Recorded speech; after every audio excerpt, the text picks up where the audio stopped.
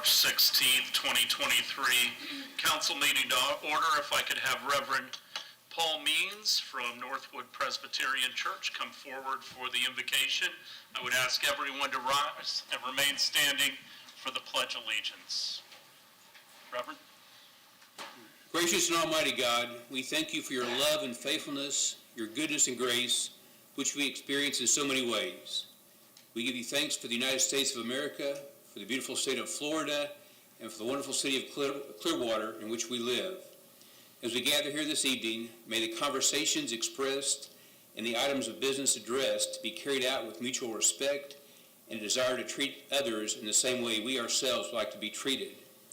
Dear Lord, we thank you for those who serve on the City Council. May the Council's discussions and deliberations guide them with wisdom and grace. May decisions made and actions taken serve the common good and promote the human flourishing of all people. We ask all this in Jesus' name. Amen. Amen.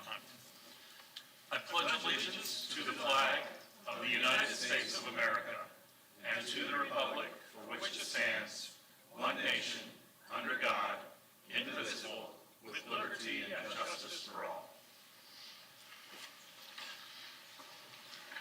Thank you, Pastor Means. We appreciate you coming out tonight.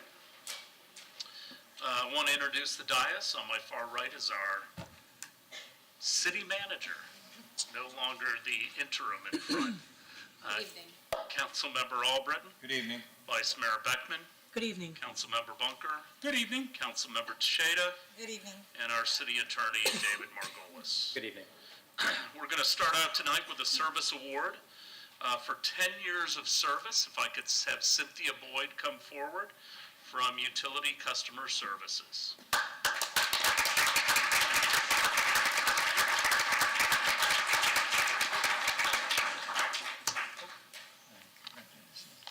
Congratulations. Thank you so much, Cynthia. Yeah, I always watch that. Appreciate all your hard work. Thank you, Sylvia.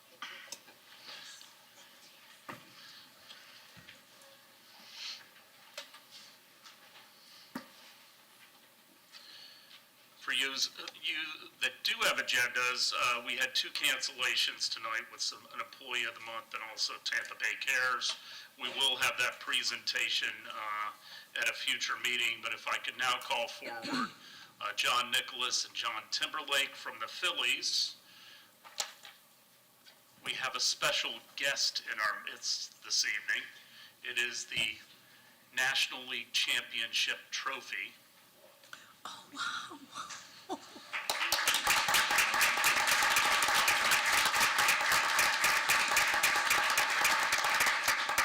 So 2022 was indeed a remarkable season for the Philadelphia Phillies, entering the playoffs as a National League wild card entry. The Phillies went on to defeat the St. Louis Cardinals in a 2-game sweep and moved on to the NL Division Series against Atlanta. After defeating the Braves 3-1, the Phillies found themselves matched against the San Diego Padres in the National League Championship Series. Defeating the Padres 4-1 in the best-of-7 series, the Phillies claimed the National League crown, earning their first World Series appearance since 2009. And tonight, we have the trophy, CFO of the Phillies, Mr. Nicholas, and the President of Florida Operations, John Timberlake. Gentlemen. Thank you. Honorable Mayor Hibbard, the City Council members, Mr. Margolis, City Manager Poirier. We're honored to be here tonight, and thank you. We did just want to come by, bring the trophy by. It was an incredible run, a little unexpected perhaps at some point in the season, but it turned out great. We made it to the World Series, and we're seeing dividends paid this spring with lots of fans coming from Philadelphia, New Jersey, and the Delaware Valley, and other places. But thank you for your support, all that you've done for us. There was a lot of excitement in the city of Clearwater in the fall, and we appreciate all that the city did, and this is just a result of a lot of hard work. Our first National League Championship trophy since 2009, and we hope that there are many more in our future, and maybe one that's even a little larger than this. We hope for that too. All right. Mr. Nicholas, anything? Why don't we get a picture, if we could, if you two would stand here, and we'll get a shot. Great. Joelle, could you get a quick photo? face that way. Yeah, absolutely. Nice and cozy. There we go. There we go. Are we in windows? Can you see us? Yeah, that's the right there. One, two, three. Thank you. Wonderful. We'll go get that World Series trophy. All right. Okay. Try. And if anyone would like to get a quick shot, they're going to walk right outside in the hall. If you'd like a quick photo with the trophy, they can oblige. And it was made by Tiffany's, and the green bag that it comes in Go is to the even more, mic so somebody can even hear. more impressive. That's impressive. Thank you, Will. Thank you, everyone. Thanks. Thank you. Thank you. Congratulations.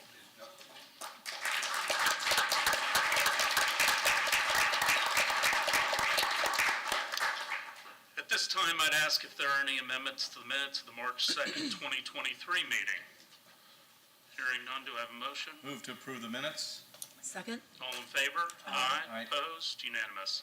At this time, I'll open it up to citizens to be heard. For anybody who would like to speak on any items that are not on the agenda, we ask you to state your name for the record, fill out a comment card, and we respectfully ask you to keep your comments to 3 minutes. I'm Mr. Halluba.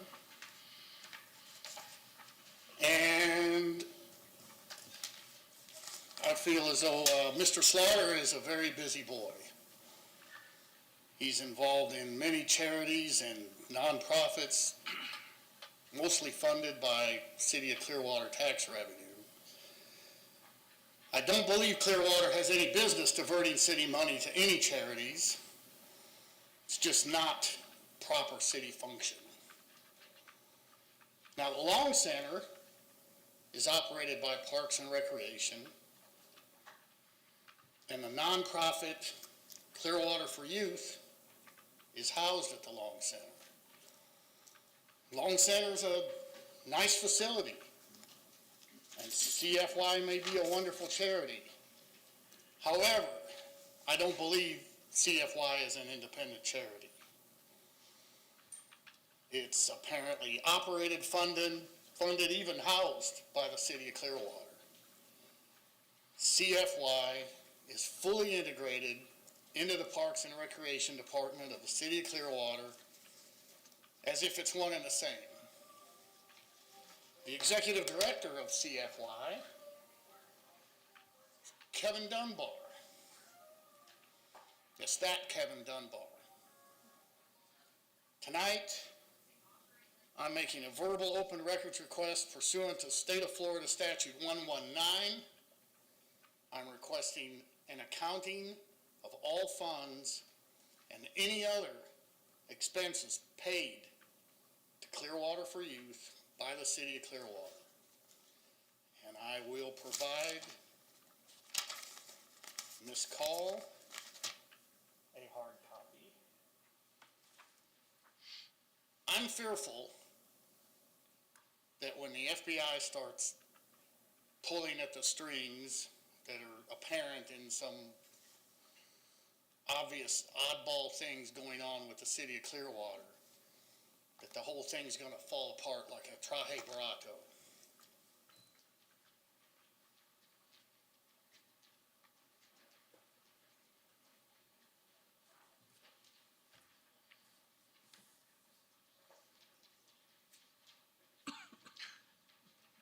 We'll give time for everybody, so. I'm Bill Johnson. Good evening, council members, city manager, city attorney. I want to address your upcoming strategic planning session that, as I understand, is scheduled for the end of this month. And I'm hopeful that it will be a true strategic planning process looking to the city's future. Starting with the last citizen survey, I think that would be a good place to start. Do we want to continue to rate ourselves as frequently below average? Or do we want to see the future as a sparkling city on the hill that is oriented to provide excellence in all areas of municipal performance? With a clear set of values, with equity for all, with quality redevelopment, public inclusion, and effective code enforcement that upholds every neighborhood's property values. Thank you. Thank you, Mr. Johnson. That work session is going to be this Monday at 8 a.m. for anybody who wants to tune in. That's why I said 8 a.m. Okay, 8 a.m. My name is Margaret Page. I go by Peggy, and I live at 205 Orangewood Avenue. My home I've owned for 20 years. It borders Drew Street, and I've seen a tremendous change in Drew Street. It's really a high-risk road, as many people know, but I've had instances where I've heard crashes. Within walking distance of my home are 2 yard memorial flower arrangements from fatalities. I had an 85-year-old neighbor get T-boned coming out of Orangewood onto Drew.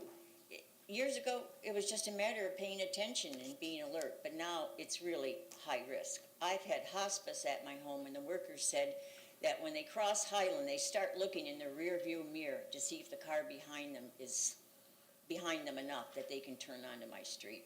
Plenty of my friends come to my home at the corner off Highland because they don't want to risk Drew. I can't get over that we have illegal lanes that are 9.5 feet, 10.5 feet, but we have buses, it's a bus route, Drew Street, and they need 12 feet. I rarely walk along Drew, but when I go to be a dutiful neighbor and pick up my debris on the access, oh my God, my sidewalk is 7 feet exactly from Drew Street. So if a bus comes by in a big truck, I feel like I'm going to be the next one onto Drew Street. So I just think that we need to pay attention because we're getting more traffic on Drew, and we're getting at higher speeds. Now, I live right where the digital speedometer speed sign is, and at first, drivers really paid attention to it. Not now. They will just speed up even as they approach the sign. As the numbers increase, you're over the limit, doesn't faze them. I feel from Jupiter on and past Highland, it's a clear strip. They can really get up speed. So I find Drew Street isn't what it used to be. It's very risky, and I wish we could make some serious changes. Thanks. Thank you, Ms. Page.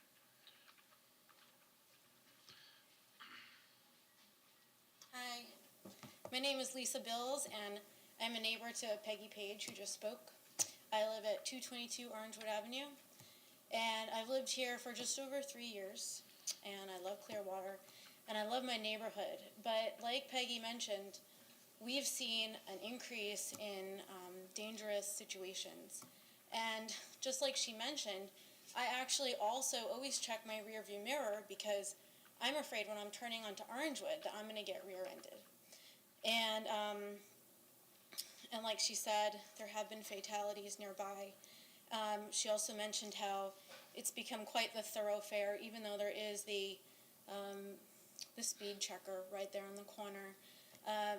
It serves hardly a purpose. And Orangewood residents are in a predicament as well because it's sort of a half block between Hobart and Orangewood. There's only, it's not your standard block size. So there would be 2 houses in that block, but there's only 1. And so when you put your right-hand turn signal on to let the traffic know behind you you're about to turn, they're not thinking your block is coming up. They're still speeding up, thinking you got farther to go. And it can be a hard situation there. And I want to mention also that just living in the neighborhood, some scary situation happened where I was working in my front yard and I heard an explosion. I look up and I see a transformer on Hobart, and it's blowing up. And we come around to see what's happened after the emergency vehicles arrived, and a speeding large SUV had turned onto Hobart and flipped onto the side and hit one of the electric poles, split the pole, and it was just hanging there. And if I would have been walking around the block with my kids or my dog, we would have been hit. It's extremely upsetting to see this going on, and I would like to see a immediate speed change. I don't think we can wait for the bigger plans. I would like to see it go down to 30, because at 30, we know everybody's going to be going up to 40, and then the criminals will be going a lot faster than that. So I think it's imperative to do something in the short term as well as a long-term plan. And if that's what it's been like living there. I love my home, I love my neighbors, and I hope that the city can help this situation become much safer. At the very least, we can have people slow down. Yes, it will take a little bit more time for them to get where they're going, but it'll be much safer. Thank you very much. Thank you, Ms. Bills.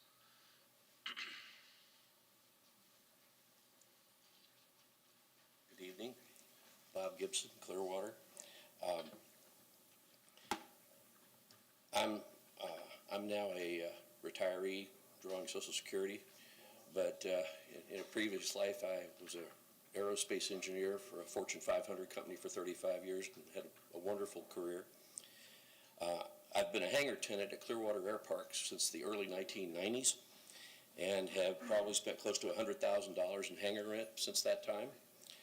Historically, annual rents have been tied to the Consumer Price Index, and in December, it was announced that our rates going forward were going to be increased by 8.2%, which is far and away the largest fee increase that we've had on hangar rents in years and years. However, on March 1st, when Fly USA took over the operation of Clearwater Air Park, they announced an additional 16.4% increase for basically a garage space. So you add all that up, that's 24.6%. A lot of us are wondering, what other unpleasant surprises does Fly USA have in store for us that we just don't know about yet? My first question to you is, can you name any one commodity in your lives that has increased 24.6% since January 1st? Eggs. I hear crickets. My second question is, have the slip holders at the marina ever been subject to 2 fee increases within 60 days? If not, the hangar tenants at Clearwater are being subjected to disparate treatment. I have 2 requests. One, for God's sake, let us catch our breath. Roll back the rates to the 8.2% that we were promised to pay for January 1st for the 2023 calendar year. And if Fly USA wants to raise things in 2024, well, we're probably powerless to do anything about that. I sent a letter to Eric Gandy, and he wrote back a variety of responses to some of the items, but he explained that in creating this new formula, there was data, assumptions, and process involved in creating this additional 16.4%. And I would like to request that I be allowed to review the data, the process, and the assumptions independently to provide you with feedback on how that number was arrived at. If I can find some savings, great. If not, I'll be glad to stand up here and say I was wrong. I'm really concerned. I've always been a great advocate for this airport, and I have never seen a darker future ahead for it. Thank you. Thank you, Mr. Gibson. You can make a public records request just like someone else did earlier today, and you can get all of that data. Okay, thank you. Ladies and gentlemen of the council, thank you for allowing me to speak this afternoon. I'm here because of the Drew Street issue. I understand it's not on the agenda, and I do apologize if I'm offending anyone. Not at all. I've lived in the house that I'm in, or my family's lived in the house that I live in on 1620 Drew, which is on the corner of Hobart and Drew, for 50 years. We have seen that road change drastically. Yes, there was a lot of traffic on it in the past, with the causeway being where it was originally. People used to use it for a main thoroughfare. It's still being used as a main thoroughfare, and yes, there's a lot of businesses there, but they go too fast. I mean, the least I could say is to have the speed limit lowered. But again, the issue apparently is it's governed by 3 governments in the state, Clearwater and Pinellas County. You guys can't make up your minds what you want to do. I live on a section between Highland and Keene. It's residential, it's zoned multifamily. I own my house. Like I said, we've owned it for over 50 years. The houses around me are rentals. So you're not going to hear from the landlords that they're having issues with the road. I am. Trying to get in my driveway. When I hit Keene coming from the east, I go 25, 30 miles an hour from Keene to my driveway because I don't want anybody rear-ending me because they're going too fast. They have to go around me. Coming the other way from Highland, again, 25, 30 miles an hour. Even that's dangerous because people are just zooming down that road. In the past 3 years, I think I've seen 3 or 4 people killed on that section of road. Why? Because it's too narrow. People want to speed there. You guys placed a speed sign up. Great, fantastic. But man, does that thing flash. Too fast. Why? Because people don't care. My big thing, lower the speed limit. If anything, lower the speed limit. Put some patrol cops out there watching what's going on. Get people to realize that they're speeding through a neighborhood where there are people that are trying to cross the road to get to a bus stop or anything like that. It needs to be done. And I understand the state's already, that part of the road is state. Oh boy, great, we got to deal with the state too. But apparently they've placed the money in their budget to fix that road. Let it happen, please. Thank you. I didn't catch your name for the record. Excuse me. My name is William Riley. I'm sorry. Thank you, Mr. Riley. I apologize. Not a problem. You We guys have requested, just so everybody knows, because 2 people have raised that, we have requested that the speed be reduced. That was denied. Great, thank you, ma'am. Thank you.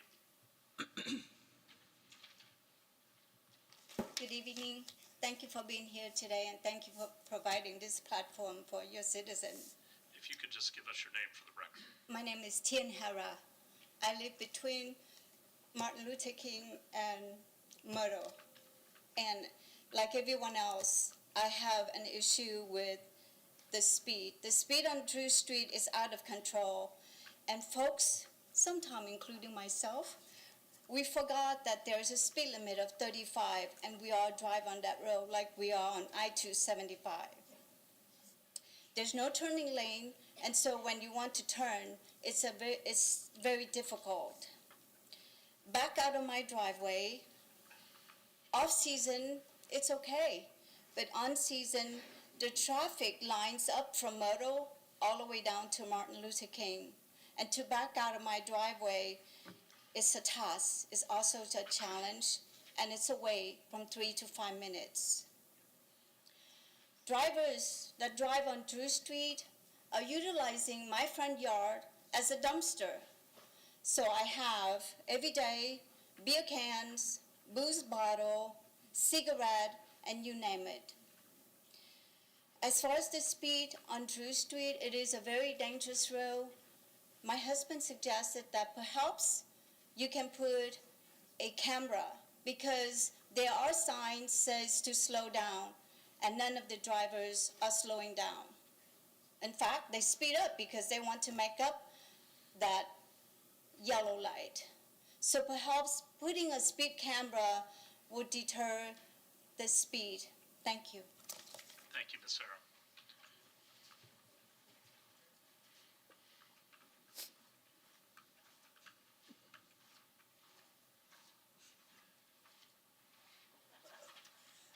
Hey everybody, my name's Parker Lyda, and I live on Drew Street, and I've come down to voice my opinion about Drew Street. It's my understanding, and I don't know if I have all the facts correct, I belong to a group, Eastgate group, that some of y'all have come and spoke at before, but it sounds like with the Eastgate that there are a few members that are thinking about voting against it. And some members that are thinking about voting for it. It's my understanding that y'all have already invested money in the surveys and renderings of what's going to be taken on Drew Street.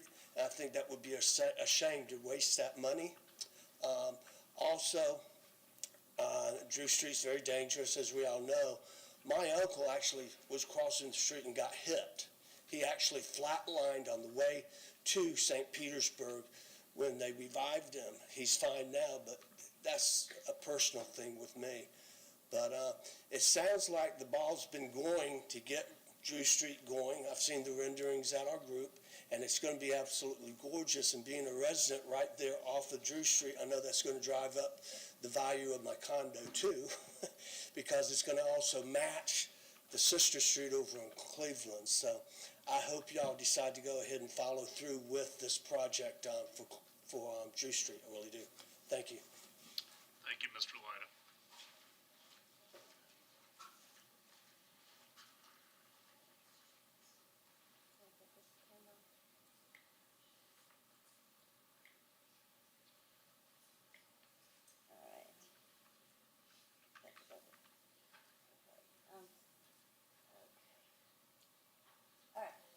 My name is Kathy Flaherty, and I'm here tonight because I want to talk about litter.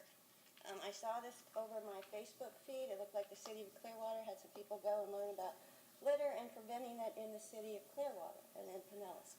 They signed a pledge that if they see litter, they'll pick it up. They're going to stop for a litter-free environment in Pinellas County, so that's really good. I'm here to talk about Stevenson's Creek. There is a litter problem at Stevenson's Creek.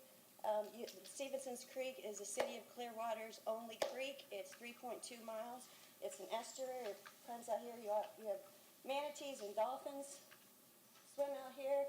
Basically, it starts at Glen Oaks. It goes through a residential area. It goes through the golf course. It goes down and spills out, and right now is at an impaired status, and I think that's wrong. Right now, the city of Clearwater has a dumpster ordinance. It was passed in 3/4 of 1999. And basically it said that required dumpsters to be removed from view and thoroughfares or screened. All right, and it was passed. When it was passed, someone asked if an existing dumpster should be moved, and they said yes. So basically it was passed to enclose existing dumpsters so that they weren't trashing the neighborhood. The city website, it also says that dumpsters must be enclosed. All right, you think they'd be enclosed. Here's the ordinance. It says that this was done for the health, welfare, and sanitation throughout the city. It's a safety health issue. It's not a public, it's nothing to be grandfathered.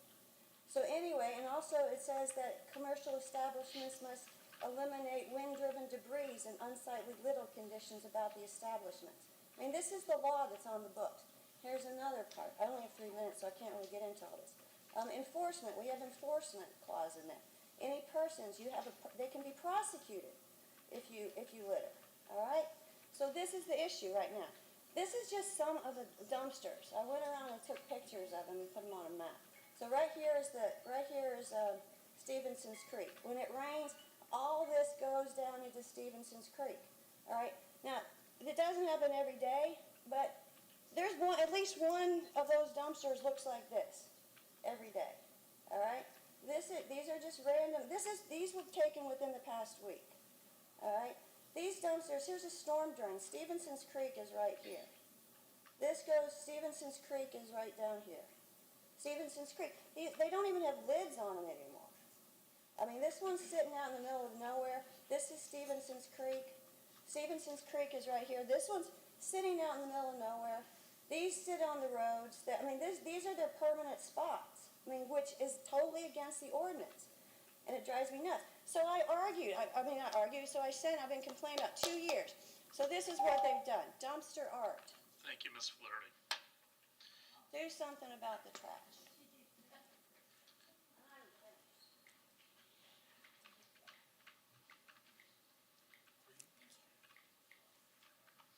Good evening. Michael Scott from Clearwater. I'm also here to talk about the air park. I would second everything that Mr. Gibson said a few minutes ago, and I have another couple of points to bring up. They seem to have gone from a year lease that has always been standard to a month-to-month, which is a concern because it takes away from the security of knowing that we have a base for our aircraft so we can plan ahead. Now, there's a particular thing in the lease about intended use. Says that if an aircraft is having a major repair or an overhaul, it must not exceed 90 days.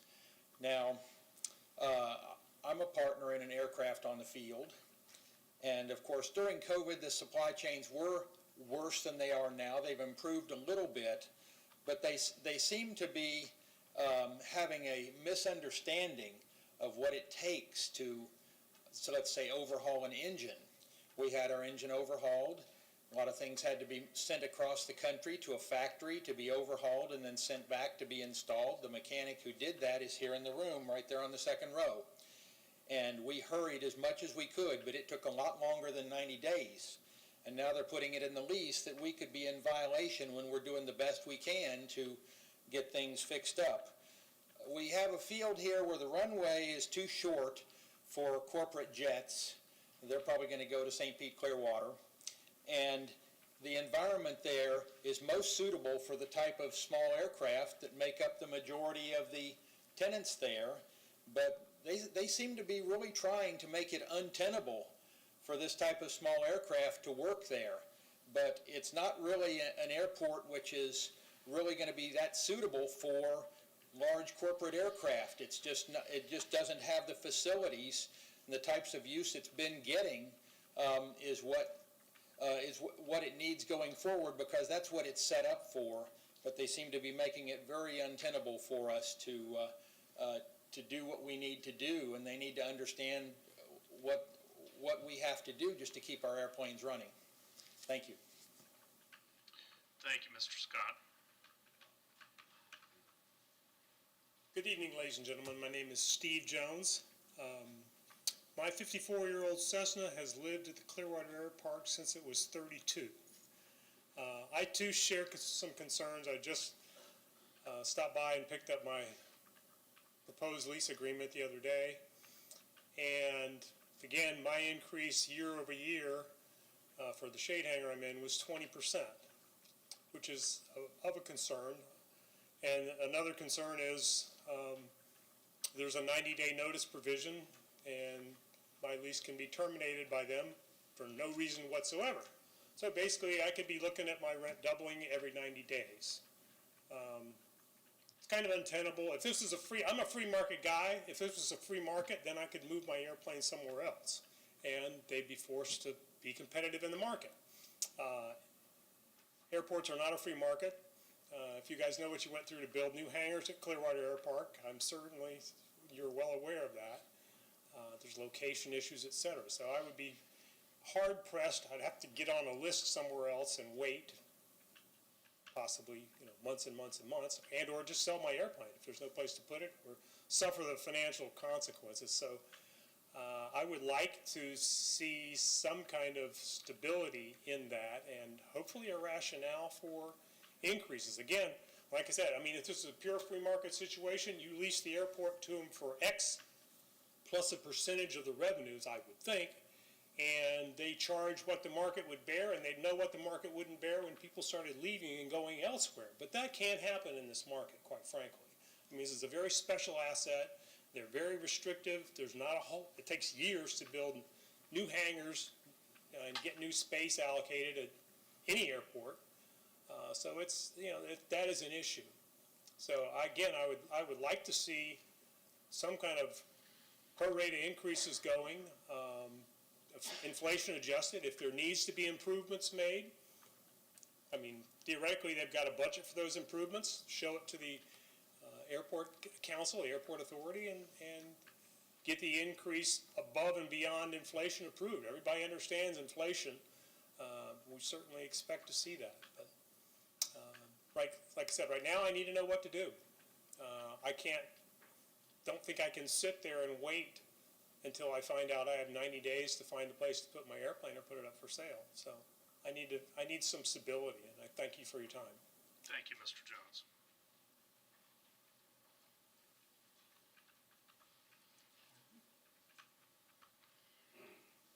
Good evening, Mr. Mayor, City Manager, City Attorney, Council members. My name is Patrick Raftery, resident of Clearwater. I reside in Countryside. However, tonight I'd like to add my voice to the residents from Drew Street that have been complaining about the activity there relative to traffic. I began attending council meetings a few years ago after I retired because I had an interest in the city and how it was being managed and what we were doing. And I was most impressed a couple of years ago when a large number of residents from the Drew Street area came to this podium to speak about the danger they felt that they and their children and neighbors were in relative to speeding and the traffic problem there. I was most impressed that they approached the council to say, we need your help. Please do something to assist us with this very serious problem. After that, FDOT began making presentations on their solutions possibly for this problem, an undertaking that involved both the city, the county, as well as the state. I went to those presentations out of an interest to see what they would do to address this problem. I'm very impressed with their options. The options were reviewed and decisions were made, and they've now been made, and they're about to start construction work. I listened with a great deal of interest at the workshop on this Monday when the council had a rather robust discussion about the FDOT proposal. Mr. Mayor, I know that you're very skeptical about that solution, as well as from skepticism about experts addressing how they could solve the problem. However, the one thing that struck me, and going back a couple of years, I deliberately began driving on Drew Street whenever I came into Clearwater. And for meetings like this, Park and Recreation and so forth, I come through on the rush hour, and I see the traffic that they're talking about. But I see in the solution from FDOT, one of the serious problems is the left turn lanes that will allow traffic that wants to make that left turn to line up and make that left turn, as opposed to unexpectedly backing up traffic and then cars behind them realizing there's a left turn signal, suddenly veering to the right to get into that right lane to continue going, mostly with no signal. I've seen that myself. Driving Drew Street is a great way to enhance your defensive skills at driving. So I'm going to encourage you, regardless of the expert's opinion or the skepticism, to proceed with what the FDOT is proposing, because I think it's a start, and it will tell those residents of Drew Street that we're trying to do something. And it's possible that that doesn't work as well as we think it should. We can make improvements to it and do other things. So once again, I encourage you to vote for it. Let's go forward and try and solve the problem. Thank you very much. Thank you, Mr. Rafferty.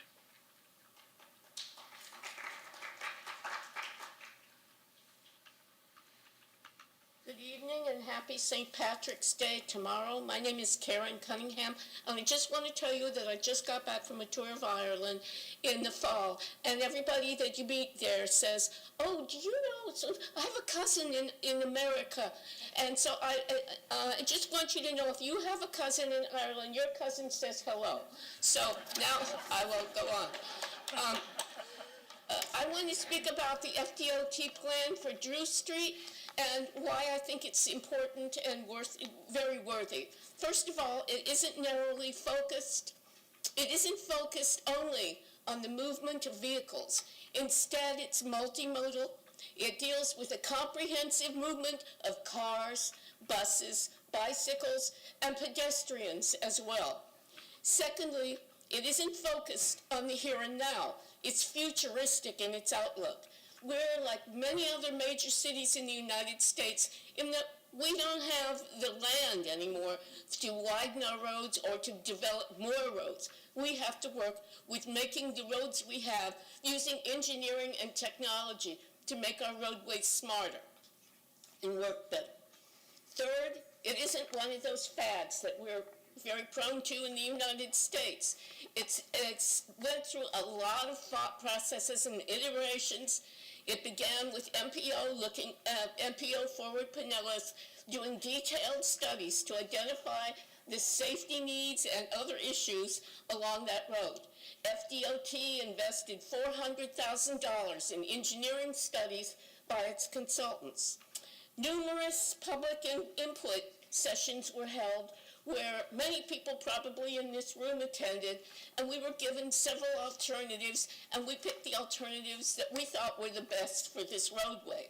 It went through a prioritization process where other cities, their needs were weighed against our needs, and it already has $8 million set aside ready for implementation in this project. Four, it isn't your typical project. That is, it didn't come through government channels. It came from the community. Years ago, a small group of us in CNC got together because we were concerned about this road. Specifically, we were concerned about safety issues, of course, but I'll let all the other people talk about that. You know about that, but we saw mothers walking their children to school and so forth, and that worried us. But also, something different. We saw something very interesting in the area from Keene to Belcher, and we thought that would be a really good area for a neighborhood center. We felt that it would be a good place for redevelopment, for banks, for small grocery stores, for drugstores. So I'd like you to consider this in making your decision.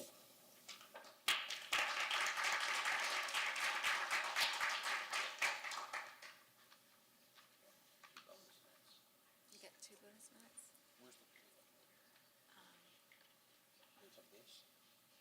Oh, just sit and play. Where's? I see the play line. I see the mouse. Oh, there it is.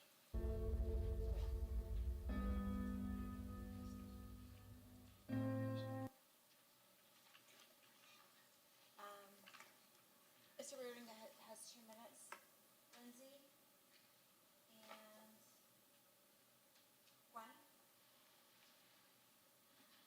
I'm going to play a video first. You might have got the video. I don't know if you got it. Listen to the sound.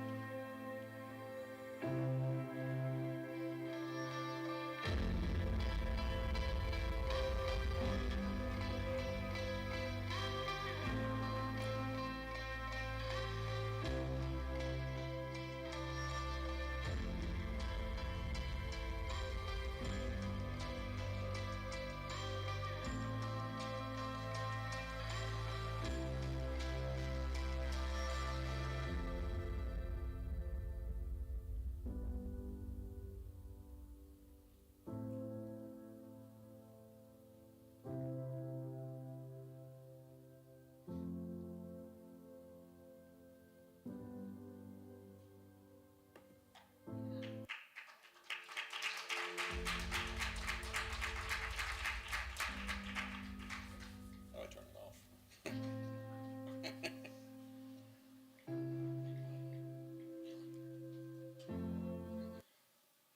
I'm not very technical. My name is Mike Reardon. I live in Clearwater.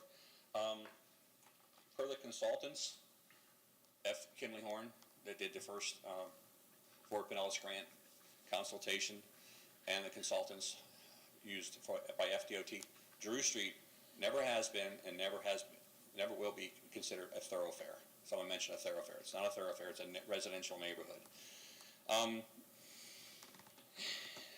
Here's some facts. Recently, Amplify Clearwater, our lobbyist organization, completely put out wrong information. They used data from the 2018 Kinley Horn study, which is not factual about what the plans for Drew Street. So if you read that, ignore it. FDOT has received in 1 week 50 letters. This is to Brian Schroyer, the project manager at FDOT, and 214 signatures on petitions in favor of this project so far. 60% of the plans will be available in about 90 days. FDOT pulled $385,000, I think it was, out of their fiscal year 2019 budget that was already in place to hire the consultants to do the initial consultation before planning started.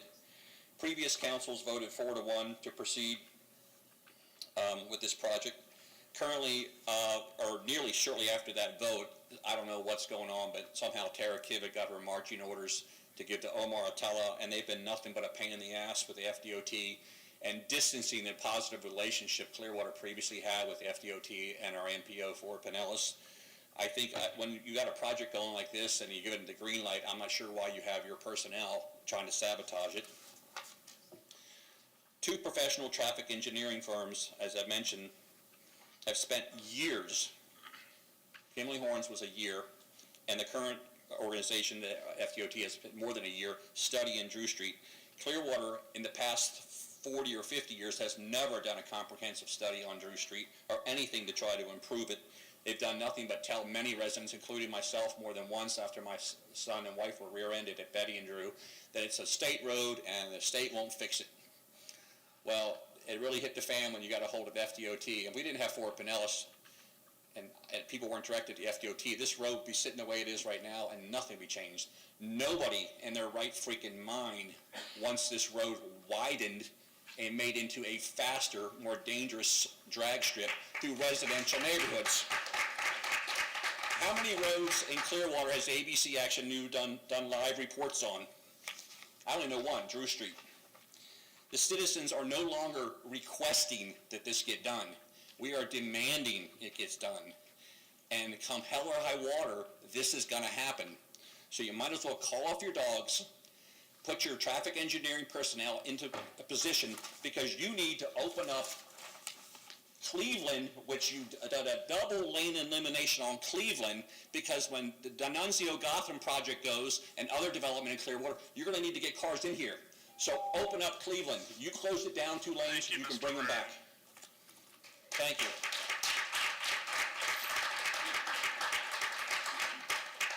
Anyone else for citizens to be heard?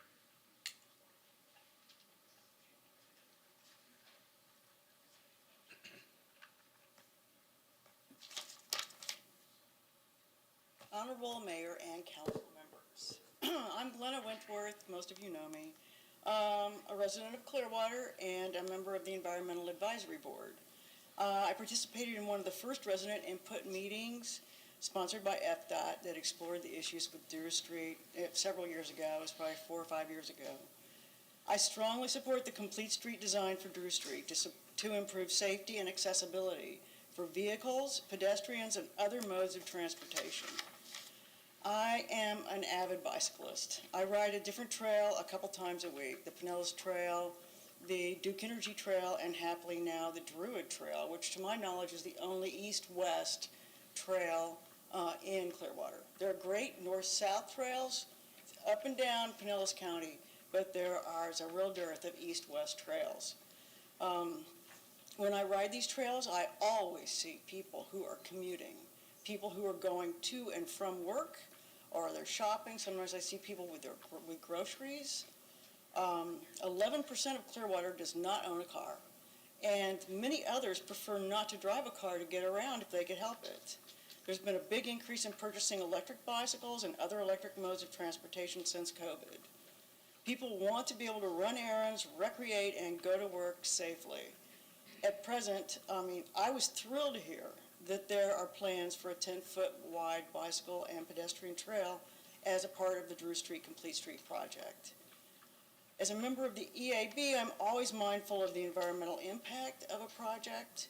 Greenprint 2.0 has a goal of increasing bicycle and other modes of transportation that don't contribute to air pollution and greenhouse gas emissions. I want to thank everyone who's done the work at FDOT, for the City of Clearwater and Pinellas County, who have done the research and design for the Complete Street, Drew Street Complete Street project. After 5 years of planning, $400,000 worth of research and design, and countless staff hours, let's take this project over the line. Thank you. Thank you, Ms. Wentworth.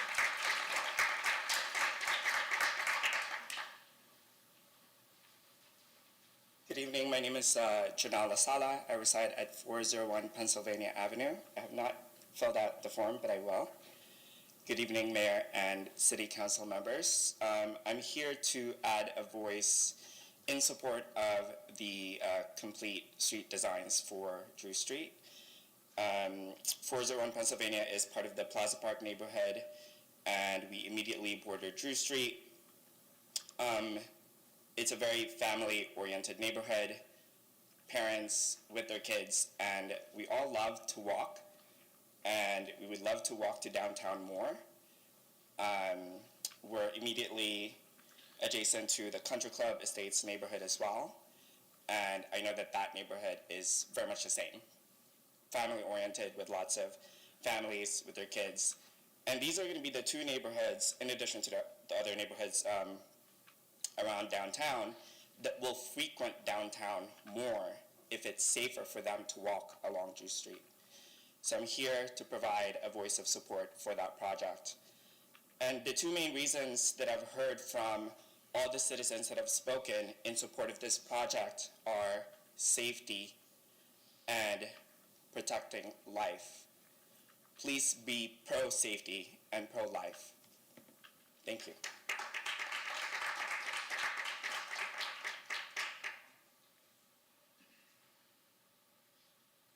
My name is Ron Stryker, I live in Clearwater. Good evening, commissions. Nice to see you all tonight.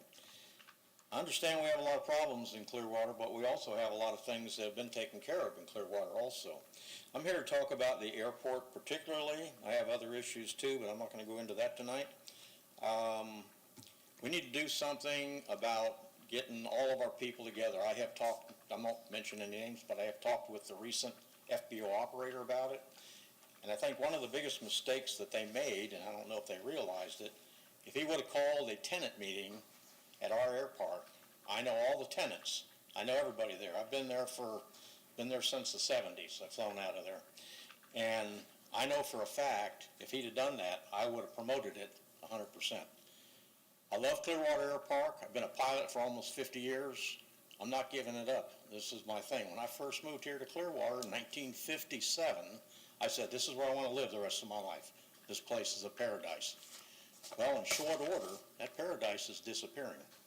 A lot of people don't believe it, but I've lived here long enough to see the changes, and a lot of them are good, and a lot of them are not so good. I won't go into the big issues because we don't have enough time. But anyway, I think if we could spend more time with the current FBO operator, which he says he would get with us and talk to us, why he hasn't done it yet, I don't know. The first thing they wanted to do was raise our rents. I have one of the most expensive T-hangers on the airport. Can I afford it? Well, yeah, I can afford it, but I don't want to pay the price because it's not worth it. All I want to do is house my airplane in it. Do I have to pay that much money? When I had my boat in Clearwater in the marina, I remember it was $26 a month. Of course, those days are gone too. I know we're living in a high area right now in Clearwater, but you know what? If we're not part of the solution, we're part of the problem. And I say that in everything, and you can see what's happening around our country right now. It's not a pretty picture. So that's about what I got to say tonight. Thank you. Thank you, Mr. Stryker. Anyone else? Good evening, Mr. Mayor, council members. My name is Peter Hunt. I've been living in the area since 1974. I have an airplane at the airport. The airplane is something that I built. I love the airport, and I want to speak about the airport.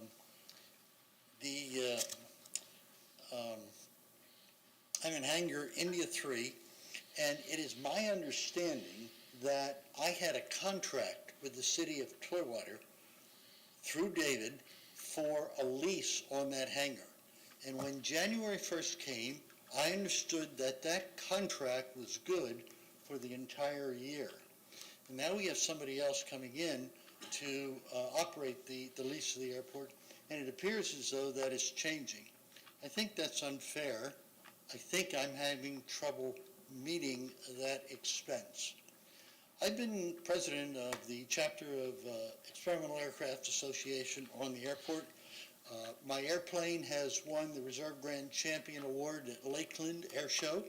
It has brought a lot of prominence to the area and the airport. I've worked often with Barbara Cooper, who used to manage the airport, and in times when she would like me to come and have the airplane on display at the airport, I would always accommodate that. I have flown numerous, for many years, young eagles out of the airport. So I'm very much involved with the airport and very much interested in giving and being a part of it. But I need your help with this increase in rent. Nobody had told me that this was coming, and it has reached the point now, I hate to say this, but it's reached the point now where I just can't afford it any longer. I have paid over the years over $180,000 for rent for my hangar at the airport, because I've been there a lot of years, 25, 30 years. And we're in a time now where we have inflation. Inflation is simply there because there are people who are able to increase their expenses, and so they increase the expenses. And I'm just asking, will you help me and help the others that are in the same position at the airport, at least to keep the rents through this year, as Bob Gibson had requested, the same? Can I count on you for that? Thank you, Mr. Hunt. We will look into it. Please do, Mr. Hubbard, please do. Yeah, But understand, are you done? yes. Okay.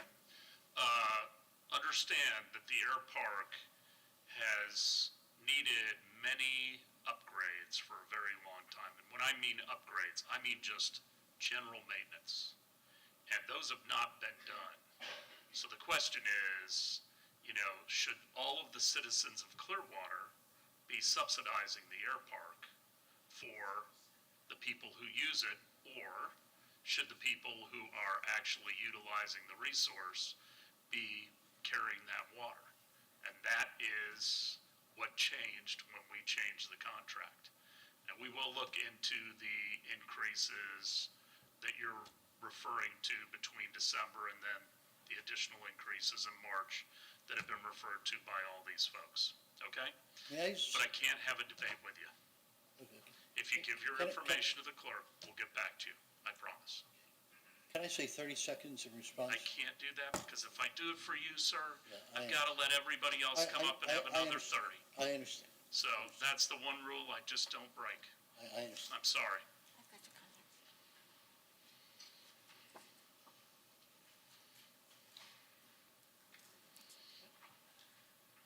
Hello, my name is Stephen Starks. I live on Drew Street twice. I've seen accidents. I've seen officers get knocked off the road. I've seen dogs get hit. It bothers me. I've lived on Drew Street twice. And I know that you take the road to come here, but between 10 o'clock at night and 6 in the morning, you can hear cars going down 60 miles an hour. I mean, they're just flying down the road. Motorcycles, it goes by so fast. And yes, it's late at night, there's nobody there, but this road, unless you are looking to put giant speed humps to block the traffic, it doesn't change. And then when there's events, the amount of garbage that's thrown out on my lawn, all up and down the street, they just drive by and toss it out. So I do ask that you keep what is planned, because I have seen bicyclists. When I first moved into my new house, my current house, I used to see bicyclists all the time riding down Drew Street Saturday morning, Sunday morning. Don't see it anymore. I know that a lot of them got cut off by traffic. People upset because they're too slow. So I really ask, keep it going. It looks nice. I was very happy with it before. I'm kind of worried that it's not going to happen, but I do ask you to keep the plan going. Thanks. Thank you, sir. Anyone else for citizens to be heard, or I'm going to shut us down on this one? Anyone else? Last call. Okay. I've been asked to remove item 7.4 from the consent agenda, so I would ask if there are any other items on the consent agenda, items 7.1 through 7.14, to be removed by either the public or council members. Otherwise, if I could have a motion for 7.1 through 7.3 and 7.5 through 7.14. So moved. Second. All in favor? Aye. Opposed? Unanimous. 7.4. Approve event budgets of $482,000 from General Fund Reserve for the grand opening of Coachman Park to be held from June 28 through July 4, 2023, and authorize the appropriate officials to execute same. Good Mr. evening, Cater. Mayor, council members. I am Mark Cater, interim Parks and Recreation Director. The item before you tonight has to do with setting the budget, event budget, for the grand opening of Coachman Park. The event itself and the park will be open on from June 28th through July 4th. We plan a 7-day event and a 1-day rain day just in case something goes wrong, which I hope that it won't. So 8 beautiful days of some events and activities for the entire citizens of Clearwater. And this is simply the event budget. We will bring back a budget to you for basically the public safety.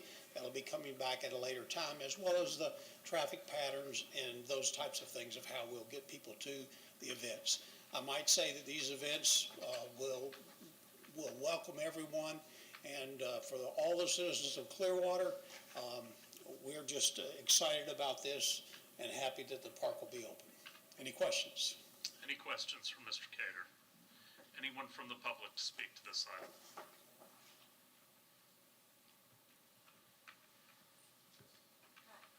Kathy Flaherty. I'm for this. I have no problem with this budget. I think Imagine Clearwater, we need all the support we can.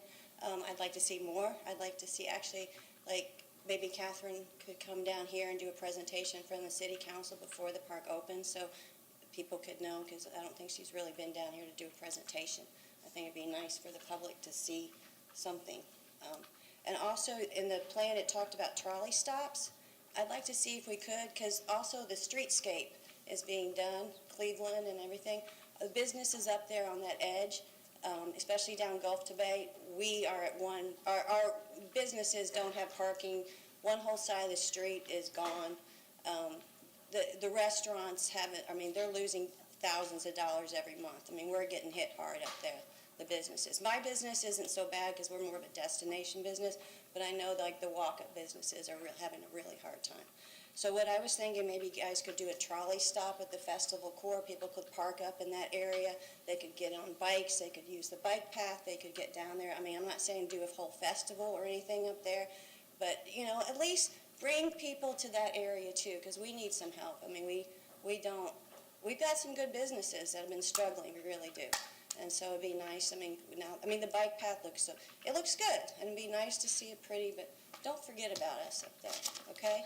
We understand it's been a real struggle. All right, and With the a extended- trolley stop at the festival core area, people could park, they can ride their bikes downtown, they can see. Ms. Flaherty, You were got done. it? Okay. Thank you. All right, I'll stop. If you had more time, I would talk about dumpsters. Anyone else for 7.4? Do I have a motion? Move to approve item 7.4. Second. All in favor? Aye. Aye. Opposed? Unanimous. 8.1. Approve the request from Triprop Clearwater LLC, the owner of property address 400 Coronado Drive, Clearwater, to vacate a portion of 70-foot wide platted right-of-way lying west of Lot 72 through 76 Lloyd White Skinner subdivision as recorded in Plat Book 13, pages 12 through 13 of the Public Records of Pinellas County, Florida, subject to certain conditions and pass ordinance 9649-23 on first reading. Evening, Council. Tom Mahoney, Public Works Engineering Department. This request is to vacate a portion of Gulfview Boulevard right-of-way subject to conditions. There are some city and private utilities within that portion to be vacated, so the conditions of the vacation are that all of those utilities be relocated at the property owner's expense. All of the conditions must be met and approved by the city before the vacation will be effective. And I'll be happy to answer any questions. Any questions for Mr. Mahoney? Vice Mayor? Thanks. Hi, Mr. Mahoney. I appreciate you answering a couple of my questions at the work session, but then I got thinking a little bit more. And one of the things that struck me about this item is, the to vacate a portion of something, as an easement is generally something real small. And so the 70-foot wide platted right-of-way struck or caught my attention. And so when I asked about it a little bit on Monday, you said, well, you know, and I asked about, I think, the value of it, and you said that would be tax. It would be tax revenue, you know, if the person, so you said it's to be, city and private utilities are there, it's to be vacated, all relocated at the property owner's expense. So what I'm thinking is, you know, there's a value of that property, so who receives that property? Does it become platted as part of the, It will join the property that's requesting the vacation by virtue of the vacation, because the right-of-way was dedicated by plat. The city has no fee ownership of the soil. So we only have the rights to use that platted dedicated right-of-way for city facilities, city infrastructure and private infrastructure as well. But, so the city does not have fee ownership of that land, so we don't own that 70-foot stretch? correct. We don't own it. Who owns it? Maybe legal wants to answer some of these questions. So when it comes to the right-of-way, the concept of ownership does not apply in the traditional sense. When most of us think of ownership, we think about, you know, something that's clearly delineated boundaries where you convey title by deed or other instrument. But the right-of-way is not owned in that traditional sense. It simply belongs to an access. It's simply an access that people use. And so that right inherently belongs to us as well as the general public. When we vacate, we are not transferring title to the property. There is no title that's associated with it. However, we are surrendering that portion which would normally be available to us. And in return, the person, as Mr. Mahoney said, who's acquiring that portion of the property is taking on certain obligations. In a minimum sense, they take on maintenance obligations, but in this particular instance, there are additional requirements being imposed on them, specifically as it pertains to relocating utilities at their expense, as well as doing hardscaping and other repairs at their expense, because we wouldn't want the public to have to take on that cost, so. So if that person, if this entity is taking on certain obligations, maintenance, relocating utilities, and hardscaping, and they're going to pay taxes on it?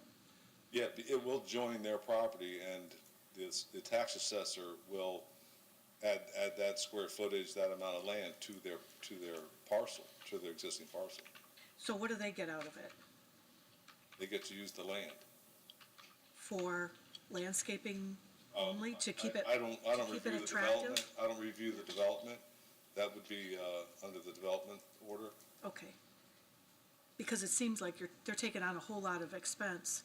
I'm gonna take on 70 feet, I'm gonna move utilities, I'm going to have maintenance and hardscaping and Well, it's landscaping. actually 35 feet. Ms. Clayton's here, and also, I believe, the applicant. Okay, It's half of the right-of-way. okay. So I think they're adding activities right there on Beach Walk, are they Sure, not? Gina Clayton, Planning and Development. This is being vacated and incorporating into the hotel that's being constructed, and this was really envisioned by Beach by Design.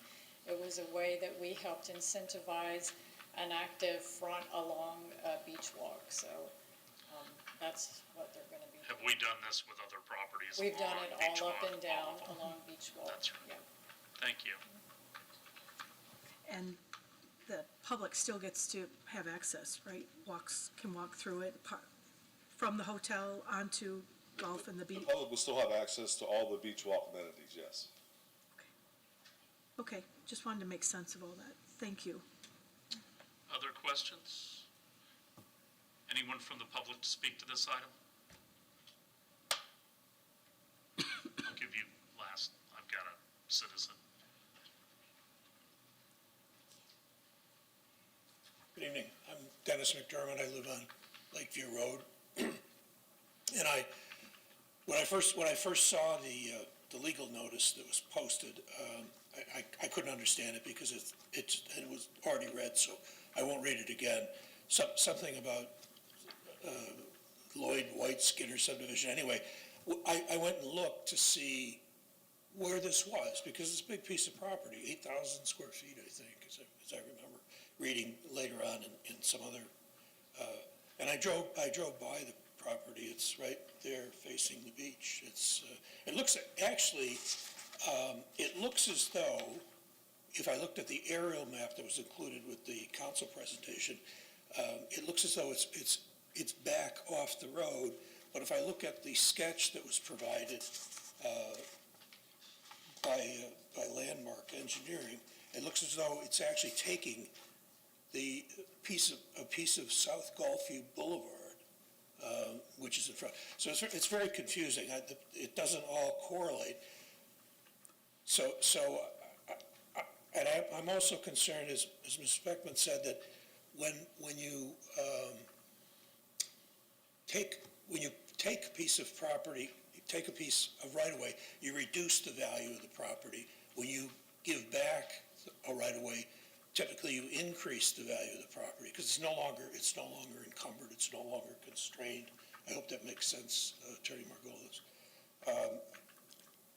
So I just can't quite figure out what's going on here or what the public purpose is.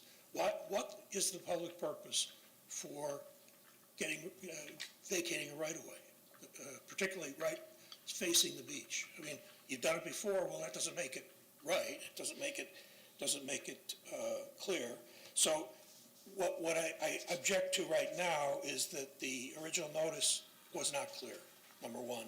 Number two, the map that was included and the sketch that was included don't agree with each other. They're two different things.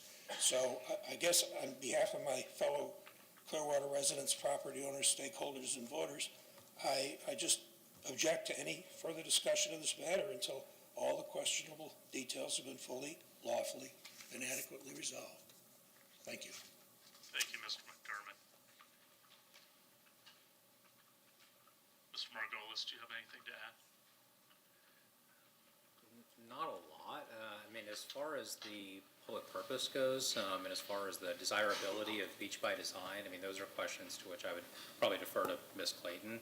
But as far as the location, that's something Mr. Mahoney can speak to. It does not appear to me, under any sketch or aerial, that it terminates at the water's edge, at least not as I would define that. So I don't see any charter concern from that perspective. As far as adding value, yeah, I would agree with that. I mean, it does add value, which will be taxable value, which will also be constructed value because they're building there.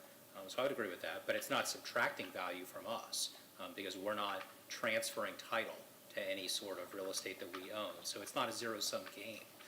It is important to preserve public access to the beach. I think everyone understands that.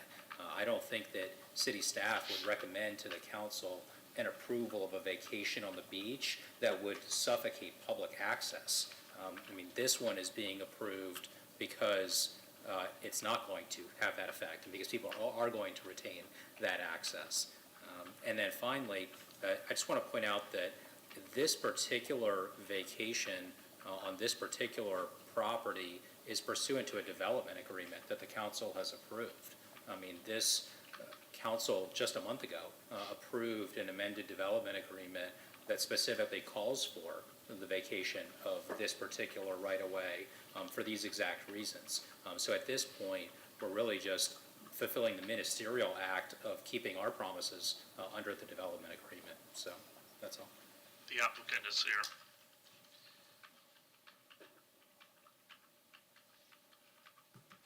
Good evening. My name is Angela Robber. I'm with the Hill Ward Henderson. And just to kind of follow what the city attorney has just spoken about, this was approved in concepts under the development agreement that was approved last month for this hotel that's going here. And the public purpose originally of this dedicated right-of-way has been lost. It is no longer part of this plat for whatever purpose is probably a street, and it's no longer a street. So that part of the public purpose is gone. Now, under Beach by Design, the public purpose is to improve access from the beach to the hotels and the destination resorts. And this creates that interface. And so now that it's no longer publicly owned or publicly used, dedicated to the public, I think is the term we use to get really legal about it, but it still serves a public interest in improving that connection. It's just that the ownership, the maintenance, the responsibility, and the taxable value now shifts from the city to the owner, and they have the benefit of using it for their hotel improvements. If you have any other questions, I'm happy to answer them. And again, I would point out that the sketch that's in the packet does show it at 35 feet because it's only the half that is on the side of the property. The other half is not included with that vacation. Any questions for the representative of the applicant? Okay, thank you. I mean, I do not see in all of our materials a discrepancy. The aerial matches exactly the legal description. So I don't quite understand Mr. McDermott's question. I can tell you that back when Beach by Design was initiated and when we did Beach Walk, which was painful, but the right thing to do, the whole idea was to increase the activity right along the eastern side of Beach Walk, and that's where this runs. We've got Beach Walk on the west side of South Gulfview and also on the east side. That east side was supposed to abut the hotels and restaurants that run all the way from the Pier 60 parking lot down to where this property will basically terminate, which was Post Corner Pizza, which I ate at for years as a kid, but is no longer. And this is going to allow all of our tourists to interact. One of the reasons I support this is there's going to be more restaurants and eating establishments. And I have to tell you, this is the first time that it's happened for me. Certainly didn't get complaints back when I was in office from 2002 to 12 about not having enough restaurants on Clearwater Beach. But that is a frequent email now that we get from people who visit here. And so I think it's a good improvement. It's going to be a really nice project. It's also going to allow for some convention groups that we've not had the capacity for on Clearwater Beach. So I support this. Other questions or comments? Do I have a motion? Motion to approve agenda item 8.1. Second? Mr. Margolis? Ordinance number 9649-23, an ordinance of the City of Clearwater, Florida, conditionally vacating portion of a 70-foot wide right-of-way lying west of lots 72 through 76, Lloyd White Skinner subdivision, as recorded in Plat Book 13, pages 12 and 13 of the public records of Pinellas County, Florida, subject to certain conditions, providing an effective date.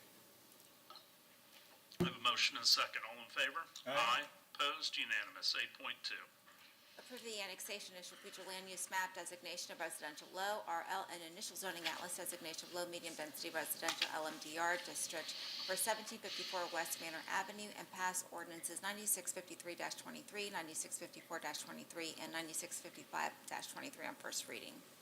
Good evening, Gina Clayton, Planning and Development. This property is occupied by a single-family home located on the west side of West Manor Avenue, which backs up to the intersection of Belcher and Calumet.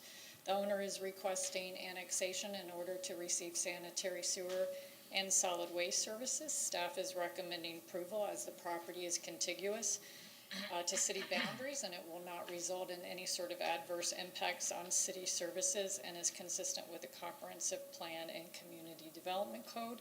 Upon annexation, the property will be designated residential low on the future land use map and zone low medium density residential. Any questions for Ms. Clayton? Anyone from the public to speak to item 8.2? Mr. Margolis? We have three ordinances. First up is ordinance number 9653-23, an ordinance of the City of Clearwater, Florida, annexing certain real property located on the west side of West Manor Avenue, east of the intersection of Calumet Street and North Belcher Road, whose post office address is 1754 West Manor Avenue, Clearwater, Florida 33765, into the corporate limits of the city and redefining the boundary lines of the city to include said addition, providing an effective date. Next up is ordinance number 9654-23, an ordinance of the City of Clearwater, Florida, amending the future land use element of the comprehensive plan of the city to designate the land use for a certain real property located on the west side of West Manor Avenue, east of the intersection of Calumet Street and North Belcher Road, whose post office address is 1754 West Manor Avenue, Clearwater, Florida 33765, upon annexation into the City of Clearwater as residential low RL, providing an effective date. Finally, we have ordinance number 9655-23, an ordinance of the City of Clearwater, Florida, amending the zoning atlas of the city by zoning certain real property located on the west side of West Manor Avenue, east of the intersection of Calumet Street and North Belcher Road, whose post office address is 1754 West Manor Avenue, Clearwater, Florida 33765, upon annexation into the City of Clearwater as low-medium density residential, LMDR, providing an effective date.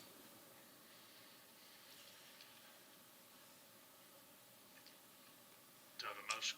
Move to approve agenda item 8.2. Second? All in favor? Aye. Opposed? Unanimous. 8.3.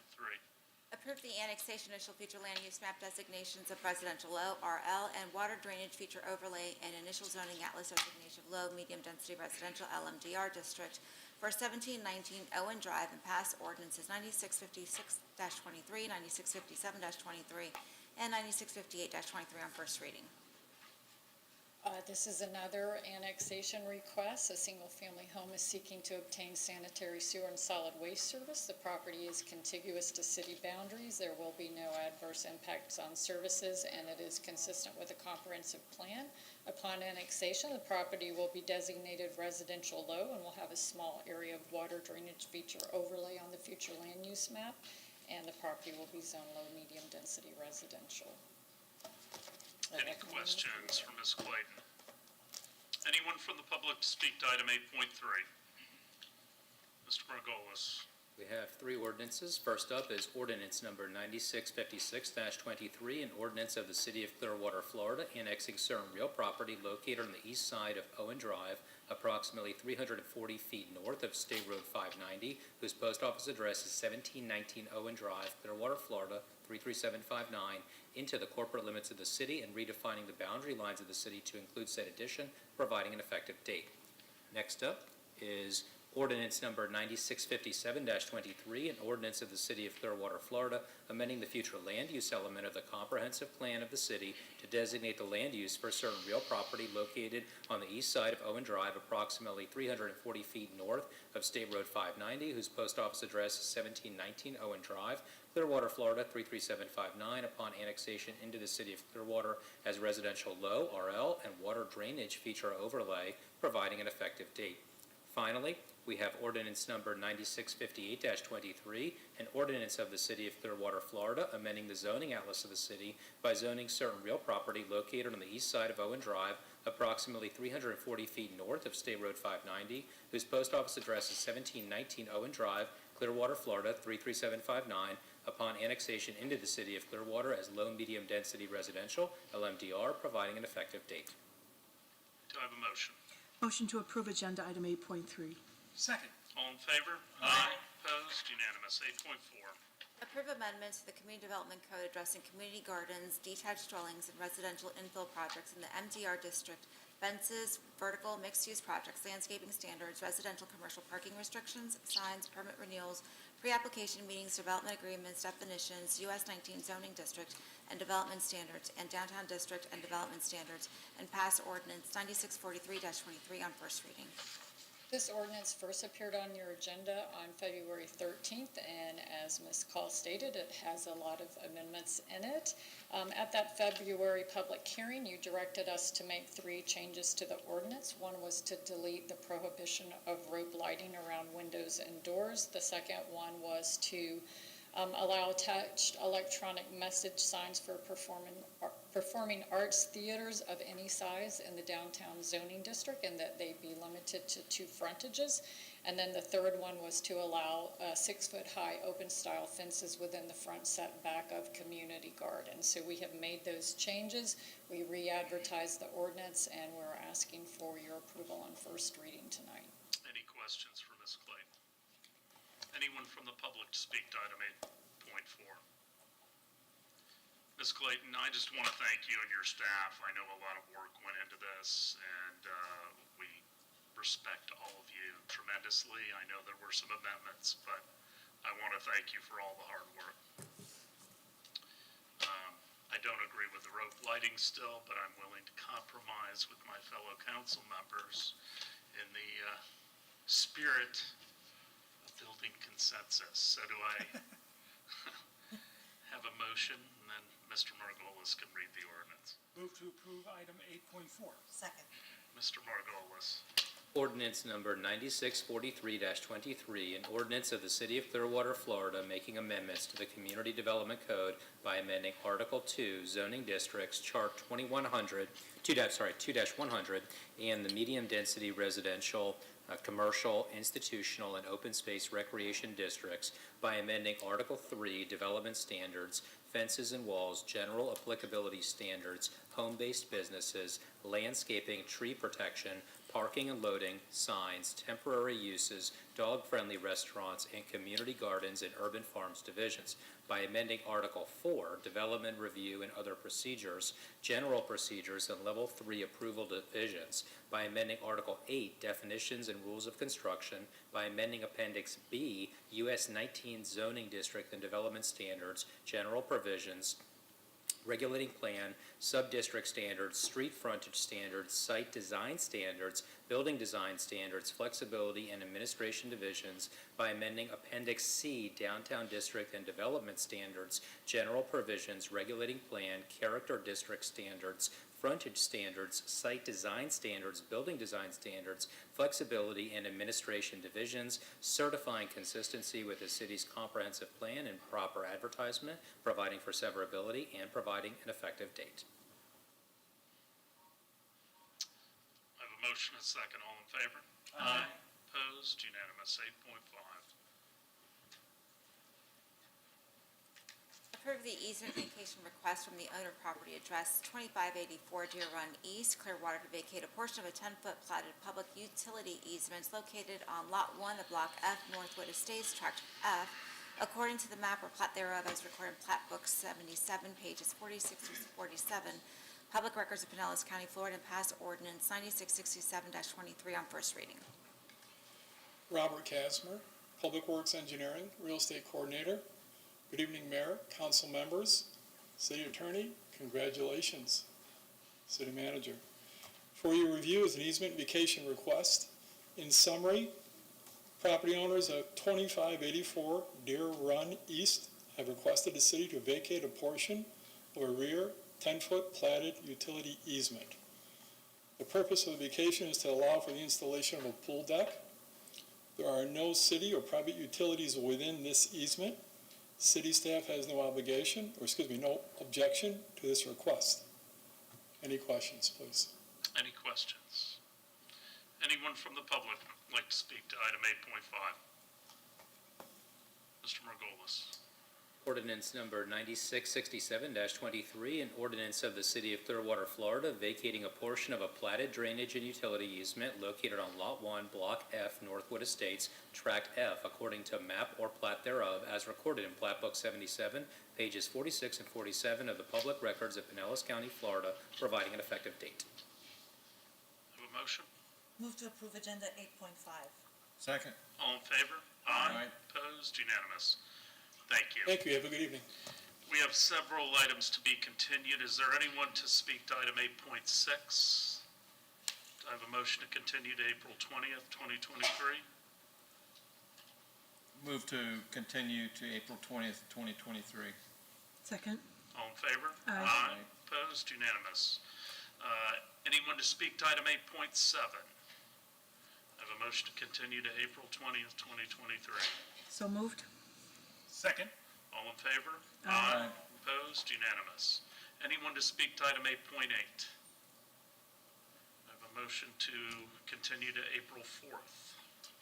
Move we continue 8.8 to April 4th. Second. All in favor? Aye. Opposed? Unanimous. Anyone to speak to item 8.9? I have a motion to continue that to April 4th. So moved. Second.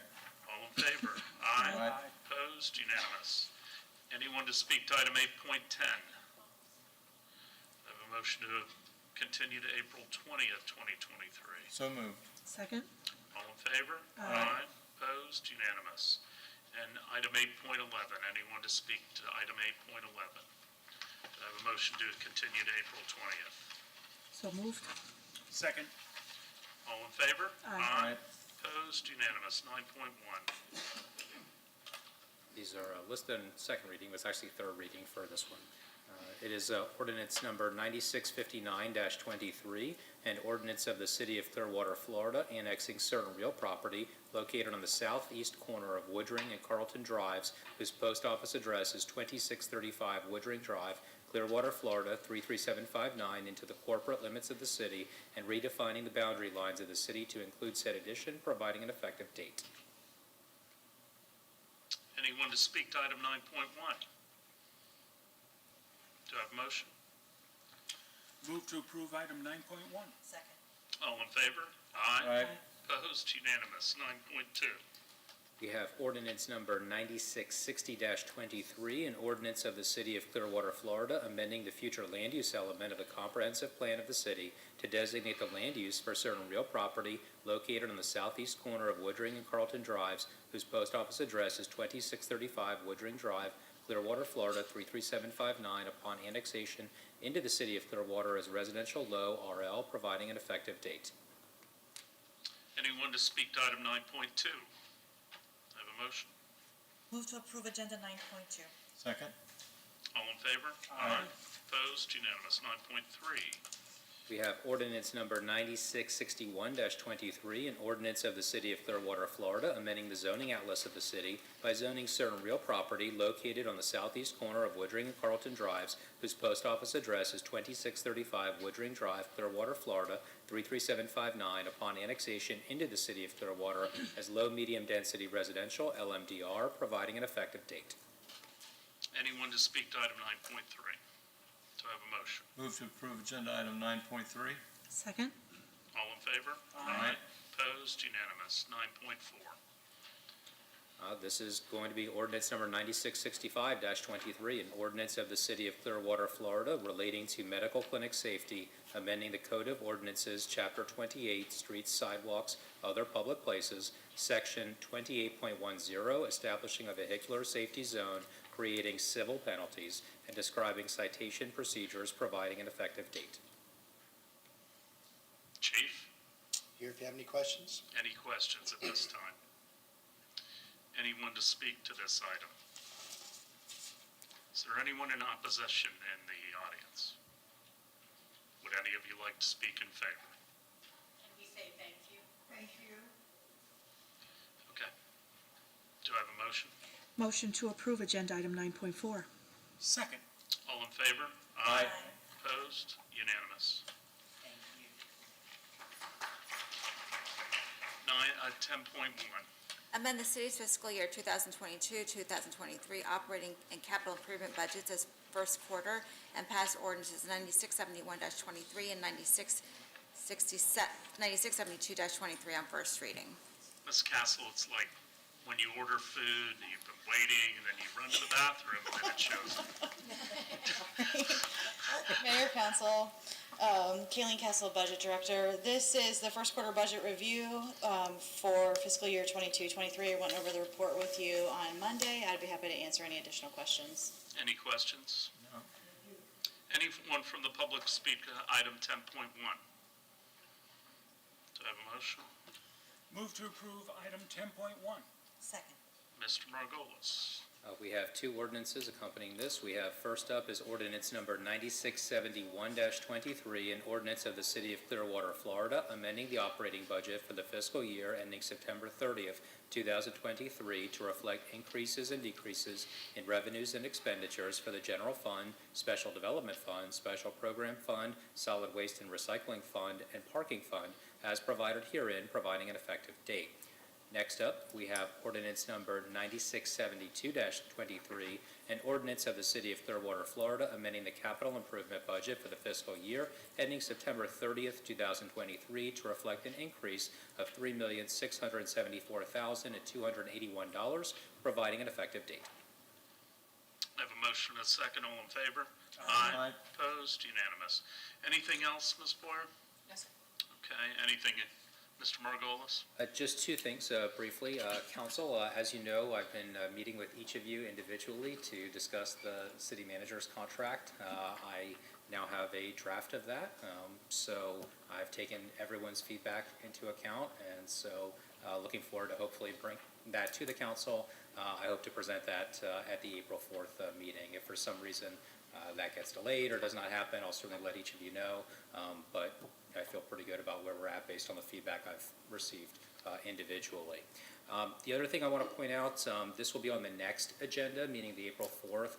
I will be bringing a city attorney's item to discuss the amphitheater and our brokerage with Superlative. They are looking to the city for some guidance as to some decisions we're going to have to make, and I'll be discussing that one-on-one with each of you, but I'd also like to bring that up for discussion at the next meeting, so I will add that as a city attorney's item. Okay. Any questions for the city attorney? Item 12.1. City council salaries. So I've listened to all of you on the work session, and from what I'm hearing is that you all would prefer that the charter review board would address this. So if anyone's changed their opinion, I would like to make a motion to direct the charter review to address this council salaries. Do I have a second for discussion? Any comments, questions? I mean, I support that. I think it's the right process to go through. And then depending on what they come back with, certainly we'll have a discussion. We have to make all the decisions in time for anything to go on the ballot in March. So I think that's the appropriate way to go about it. I agree. And it normally happens anyway, so. Vice Mayor? I would just, I agree. I mean, I think it's a good idea that they discuss it. I would urge them to also discuss districts, our form of election and representation, because if part of our discussion or the argument for a salary increase is to increase diversity and the ability of people to serve, I think we need to look at the demands of an election and representation as well. I just think I would ask them to look at districting and look at it more holistically. I'm fine with giving them direction to look at it. I can tell you I don't support districts. I've been on the record for that over the years. I mean, the Drew Street issue is a perfect example where certainly nobody disagrees that something has to happen with Drew Street. There is a constituency that lives around Drew Street that is more impacted than the rest of the city, but the entire city will be in fact impacted. And so as at-large city council members, I think we not only need to think about that microcosm of an area, but we also have to think of the entire city.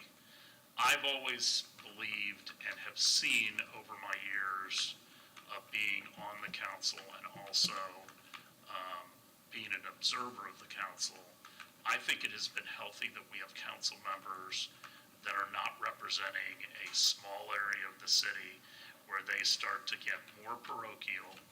And, with Sunshine, certainly there's no horse trading, but there could be horse trading up here. And also with districts, I think you would have to go to a larger council, which I also don't support. I don't think going to 7 people would necessarily make for more efficient decision-making. It may be a broader swath of people, but I don't think an additional 2 people, which I think you would have to do with districting, would necessarily help the city. But that's just my opinion. I have kind of the same opinion. But they're going to discuss it because they do every time. Every time. Let them discuss, bring us what they think. Well, I would just add, when they do discuss, certainly it's easy to compare us to other municipalities in the county or in our region. But as far as, loyalty to a certain district, it's my understanding the way St. Pete runs is they do have districts for primary and then they run at large. And so they have to answer to both voters, right? Which runs completely counter to you wanting to make it a less expensive Yeah, process. that's true. It does. And you have to turn around and run it quickly. I mean, That so is- how do you Yeah. reconcile that? Yeah, that's a good point. I know. Well, they can hash it out. I mean, yeah, they just, And I mean, if you do districts, do you have, 4 at large or 2 at large and 4 districts? yeah. Or do you have 6 districts and the mayor is elected citywide? I large, mean, that would have to be the case. It's just complex. It's a complex issue. Well, I It don't really think is. there's an easy answer Right, is the I agree. problem, It's not, there's just no cut and dry answer. There would be times when it would work better than others, and then other times it doesn't. Is there anyone that would like to speak to item 12.1?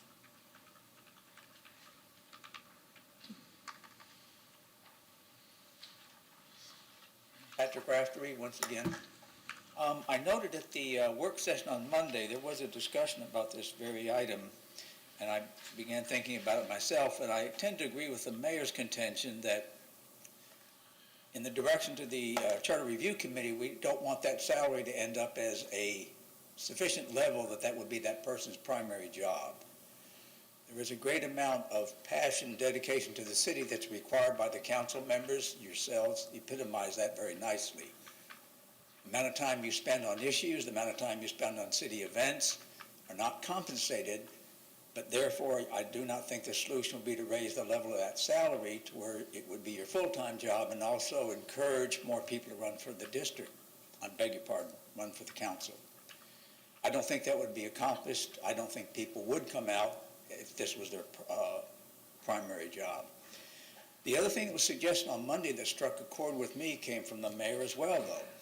And that was perhaps you can provide guidance to the Charter Review Committee to look at the council members' position and the compensation that they would have, in addition to raising the salary level that would allow them perhaps to spend the time that they need to spend at a higher level of salary, but not enough to live on.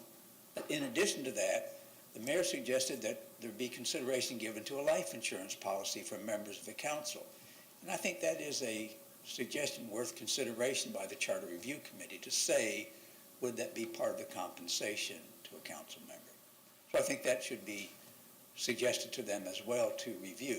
And in their review, they will engage with experts and all kinds of people to decide what to do. I've watched some of those meetings, and they will come back to you with a recommendation. I think they're very well based upon the experts, their discussions, et cetera, and then allow you to make the decision whether it should go forward. So I just wanted to make that comment to you. Thank you. Thank you. Anyone else? All right. So I think we've just given direction to the city attorney. Do you really want to vote? Candidly, I do, only because I know that there are so many different topics, and we just saw a perfect example of how this can kind of spread into different topics. I think the committee themselves will appreciate the council formally voting on what matters are being referred to them, and I would appreciate it as well. Okay. Somebody want to make a motion? It was made in second. Was it not? Yes. Well, we also have discussed, though, the districts, so do we want to add that in as direction? We said salaries, the districts came up after the fact, so that would need an amendment. I agree completely, and so that was a point that I wanted to make, which is that the motion that's currently been made by Councilmember Teixeira and seconded is to make a referral to the Charter Review Committee on council salaries. My suggestion to the council, if there's agreement as to that issue, to pass that motion, and then if the vice mayor would like them to look at districts as well, would probably present that as a separate motion, because they are two different issues. That or I would accept a friendly amendment to the initial motion. I don't know where the rest of the council is at on that. I'm fine with them talking about anything. If If they want to elect Mickey Mouse, they're welcome to do that. And I'm happy for them to talk about districts. I think it ought to be talked about. It's not, I'm just voicing why I don't believe we should have them, and I don't agree with them. And even if they come back, I probably will vote against it. Because I've thought about it and been through 5 or 6 charter reviews. I don't believe in districts, not for Clearwater. And if you look at our neighborhoods, we've been very careful about the way that we have spent money to make certain that it is spread across the entire city. But I would support them talking about it. So if you will accept a friendly amendment to add districts, does the seconder accept it? And I'll, revise second. So the motion maker and the second accepts the amendment. All in favor? Aye. Opposed? Unanimous. All right. I would mention that the governor probably would not allow Mickey Mouse to be voted on. Or he'd create his own district. So, all right. Anything else, Mr. Margolis? Yes, sir. All right. Closing comments. I think I started from my right last time. I'll start from my left this time. So, I thoroughly enjoyed attending the city's annual employee ceremony, I guess. And I especially appreciated the mayor's and city manager's commentary and how you addressed the employees. Ms. Poirier talked about the culture of criticism and how that impacts the employees. And Mayor Hibbert did a great job in highlighting the positive outcomes that our employees bring to us. And I hope their message resonated with the staff, because I believe that we all in council also agree that we're very appreciative of what the staff has done. I do want to congratulate all the recipients of the awards, such as the Employee of the Year, Beach Lifeguard Manager Patrick Bradford, and as well as Justin West, Scott Mattis, and Georgia Tony for the Team of the Year for their efforts in saving the dolphin that was tangled in the crab trap. So congratulations to everyone else. I do want to end on a sad note, however. I believe that Clearwater lost a beautiful soul last week. Wendy Bardmore passed away, and she was a passionate and talented woman. She was that person that applied all her energy to actions, and she was involved in so many community efforts in Clearwater.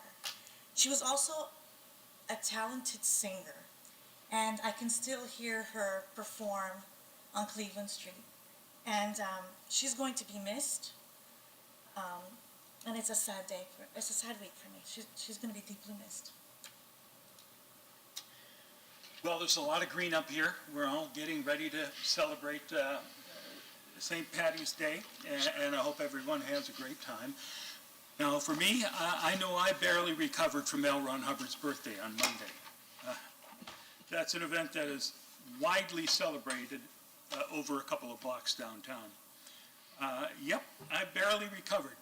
The same way Clearwater has barely recovered from Hubbard sneaking into town in 1975.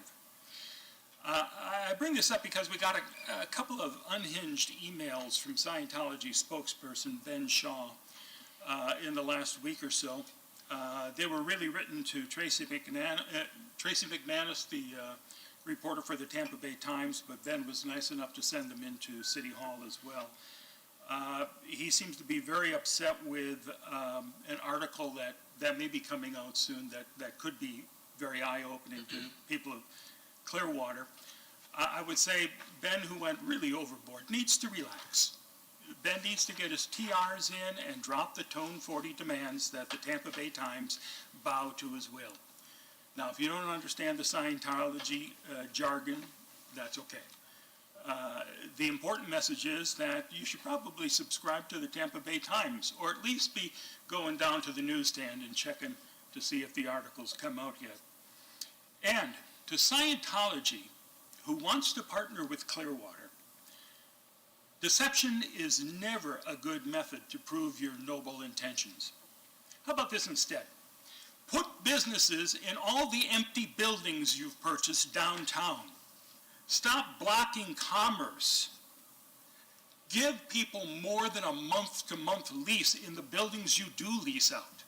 For God's sakes, when you do those things, then perhaps you'll get some of the respectability that you so desperately crave. To Ben Shaw, stomping your feet and having throwing a hissy fit is not the way to go. If you want respectability, you've got a lot of work to do. In fact, in the last 10 days or so, a new poll from YouGov on America's views on religious belief shows that Scientology ranks right at the bottom alongside Satanism. I don't think that's what you're shooting for. So perhaps you might want to rethink your approach and see if you can get that to rise by L. Ron Hubbard's birthday next year. And as L. Ron would say, make this go right. Hip, hip, hooray. Thank you. Vice Mayor. Thank you. Well, I would just say thank you to everyone who showed up tonight to speak about what was important to you. I know it takes a lot of time, but that's what citizen engagement is about, and I appreciate that. And then the only other thing I would say is we've had the pleasure of having Clyde Butcher exhibits in our lovely library, as well as Nikki Butcher, his wife, her exhibits right out this door for a number of months, and they are absolutely stunning works of art. And she's going to be here Saturday from 11 to 1 to sign a book and to meet with people, and I would encourage people to come to the library and meet her. She's a lovely woman and a talented artist. And I hope everyone has a great weekend and wear green tomorrow. Happy St. Patrick's Day. Councilmember Albrecht. Wednesday, I attended the Waterborne Transportation Committee for Fort Pinellas. We've got that cranked up again. We took a pretty long respite on talking about the future of waterborne transportation. And I'm glad we started talking about it again, and we decided that we're going to keep the meetings going every month. And I'd like to bring to maybe the next council meeting or whenever it's convenient, a presentation about the waterborne transportation. Clearwater and Dunedin have committed to starting this. I know there's some changes that are going into effect now with Trish and her ferry system, but I want to get back on track, and I want everybody to understand, what we talked about before and what we will commit to for next year's budget. It's real important that Clearwater and Dunedin get this thing kicked off, and Dunedin is on board 100%. So I just want to make sure Clearwater is for next year. And it's the start of something that's, we have a way to get funding from the federal government and from FDOT, but as they require, as you know, they require skin in the game. So that's what we have to do, is come up with the initial skin in the game, and then we get the money flowing from Washington. And the program is a very good program that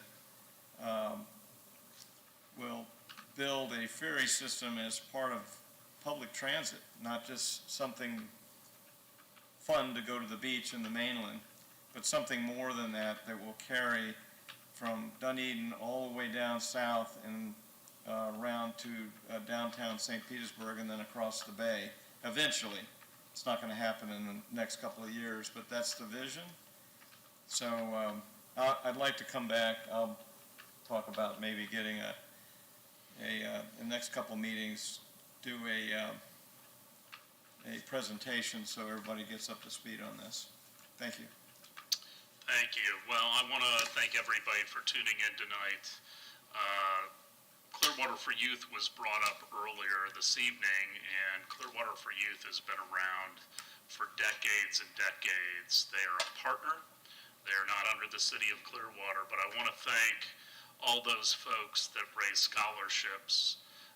We had a breakfast this last week where $150,000 was given to different student athletes as they go on to college.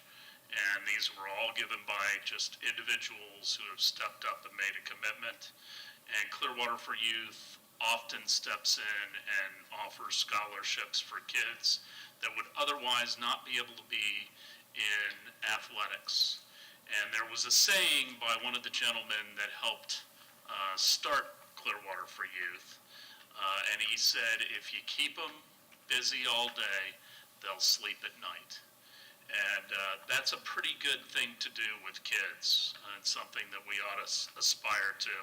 I want to thank our staff and also USF for partnering on our augmented reality and art in downtown. It is really spectacular. If you come down, you can just look at the QR code with your phone on the sidewalks and see all the art on some of the murals downtown, and it is quite something. I know a bunch of us got a chance to go and read at Sandy Lane and Eisenhower Elementary, whatever your favorite Dr. Seuss book is. I'm the only loser up here that doesn't have green on. I don't have any green in my closet, and my wife is Irish, for heaven's sakes, but I'll wear a golf shirt that's green tomorrow.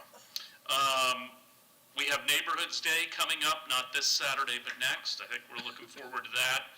And then the chief is still here, and, you know, we had a tragedy on the beach, and many people have already heard about it. 2 young men's lives are forever changed. And what a shame that gun violence can do that. One is deceased, and one will probably be going to jail maybe for the rest of his life, and he should. And some people earlier were talking about just disregard while driving on Drew and throwing out trash. Everybody needs to slow down a little bit and understand that we're all imperfect. But I also want to thank our police department because they apprehended that suspect in a very, very quick manner. And I could not be more proud of our police department, and also want to know, not that I think they're watching tonight, we will not put up with this type of behavior. It is not welcome here in Clearwater. And CPD is on the job, and they'll continue to do it. So, Chief, I want to thank you and your entire staff.